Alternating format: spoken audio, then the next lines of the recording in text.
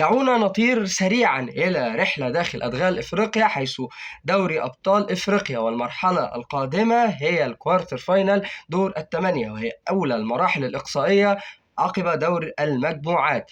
المواجهات المرتقبة: الأهلي والهلال السوداني، الترجي الرياضي التونسي وصن داونز الجنوب إفريقي، وأورلاندو بايرتس الجنوب إفريقي هيواجه مولودية الجزائر، وبيراميدز يواجه الجيش الملكي. خليني أتكلم معاك على ديربي النيل، النادي الأهلي المصري والهلال السوداني.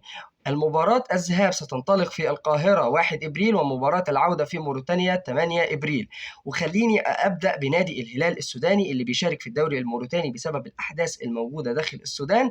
وحابب أقول لك إن الهلال السوداني داخل الدوري الموريتاني لعب 17 مباراة، حصل على 37 نقطة، فاز في 11 مباراة وتعادل في 4 وهزم في 2، ولكن متبقي له 4 مباريات. في حالة الفوز بالأربع لقاءات الباقية سيؤدي ذلك إلى أن نادي الهلال السوداني سيتصدر الدوري الموريتاني وبرصيد 6 نقاط عن أقرب الملاحقين. في دوري أبطال إفريقيا، نادي الهلال السوداني كان في مجموعة تضم كل من مازيمبي الكونغولي ويانج أفريكانز ومولودية الجزائر. وبصراحة بدأ نادي الهلال بداية شرسة. في أول 3 لقاءات فاز على مازيمبي الكونغولي بنتيجة 2-1، فاز على مولودية الجزائر بنتيجة 1-0، وفاز على يانج أفريكانز بنتيجة 2-0. أما في الثلاث مباريات الباقية فقدم أداء سيء للغاية، حيث تعادل أمام مولودية الجزائر بنتيجة 1-1، وهزم أمام يانج أفريكانز بنتيجة 2-0، وهزم هزيمة كبيرة أمام مازيمبي الكونغولي بنتيجة 4-0. بالنسبة لنادي الهلال السوداني فهو بيقدم مردود طيب وكويس جدا في هذا العام، ولكن الهزيمتين الأخر في دوري أبطال إفريقيا هي مكركبة الدنيا عندهم شوية. ولكن أنا شايف إن نادي الهلال السوداني يمتلك أجنحة قوية جدا، يمتلك خط وسط كويس جدا، الفريق عندهم متكامل أو شبه متكامل، بالإضافة إن احنا شايفين إن بعض اللعيبة بتاعة الهلال السوداني المشاركة في المنتخب السوداني مأثرة بشكل كبير جدا وفرقة بشكل كبير جدا مع منتخب السودان، وده اللي أدى إلى ظهور السودان بشكل قوي جدا في التصفيات المؤهلة لكأس العالم. وطبعا نتمنى للمنتخب السوداني الشقيق الوصول إلى كأس العالم 2026.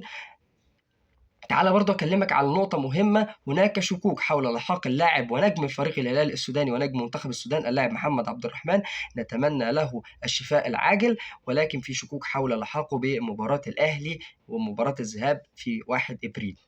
تعال بقى أكلمك على النادي الأهلي المصري. النادي الأهلي المصري هذا العام بدأ بداية متوسطة في الدوري المصري، وبدأ بداية سيئة في دوري أبطال إفريقيا. وتعالى نفرد الأحداث. طبعا النادي الأهلي المصري لعب في الدوري المصري 18 مباراة، لعب 17 وانسحب في مباراة، مجملهم 18 مباراة. الدور الأول 17 مباراة النادي الأهلي فاز في 11 وتعادل في 6، وفي الدور الثاني انسحب أمام الزمالك في لقاء القمة، واعتبر النادي الأهلي مهزوم بنتيجة 0-3.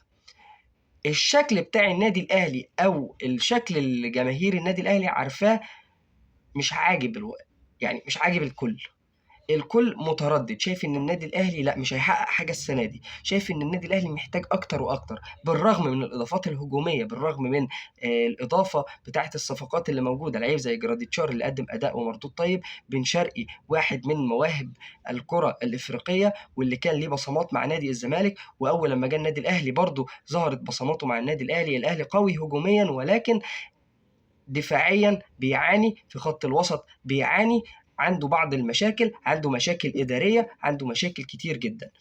بالنسبة للصعيد الإفريقي فالنادي الأهلي ظهر في مجموعة مكونة من 4 فرق. طبعا الفرقة الأولى هي النادي الأهلي، الفرق الباقية الثلاثة كان أورلاندو بايرتس الجنوب إفريقي، واستاد أبيجان، وشباب بلوزداد الجزائري. النادي الأهلي بدأ بداية زي ما قلت متوسطة، ولكن فاز على استاد أبيجان 4-2، تعادل مع أورلاندو بايرتس 0-0 في جنوب إفريقيا، وفاز فوز عريق على شباب بلوزداد بنتيجة 6-1. الثلاث مباريات الباقية سقط بنتيجة 0-1 أمام شباب بلوزداد، سقط في القاهرة بنتيجة 1-2 أمام أورلاندو بايرتس، فاز على استاد أبيجان خارج الديار بنتيجة 3-1.